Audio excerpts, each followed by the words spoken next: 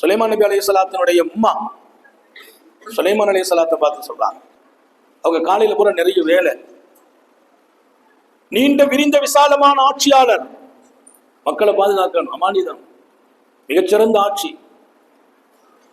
ஆனா ராத்திரி கொஞ்சம் அலுப்பு வரும், டயர்னஸ் இருக்கும். பகல் பூரா உலகம் பூரா சுத்துவாங்க, ராத்திரில கொஞ்சம் டயர்னஸ் வரும்.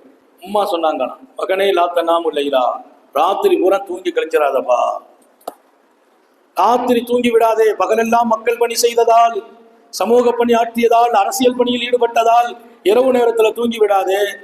இன்னைக்கு நீ மிகப்பெரிய கோடீஸ்வரன், பணக்காரன், உன் கையில தான் சொத்து அல்லாஹ் கொடுத்துருக்கான். நீ ராத்திரி தூங்கினா குந்த ஃபகீரன் யௌமல் கியாமா, மறுமையில நீ ஃபகீர் ஆயிடுவேன். நீ எப்ப ஃபகீர் ஆயிடுவ? மறுமையில. இங்க கனி, எங்கே பணக்காரர், எங்கே சல்லிக்கு சொந்தக்காரர், இங்கே மிகப்பெரிய பொருளாதாரம் அவர்கள் காலடியில் கொட்டி கிடந்தது, கொட்டி தீர்த்தான் அல்லாஹ்.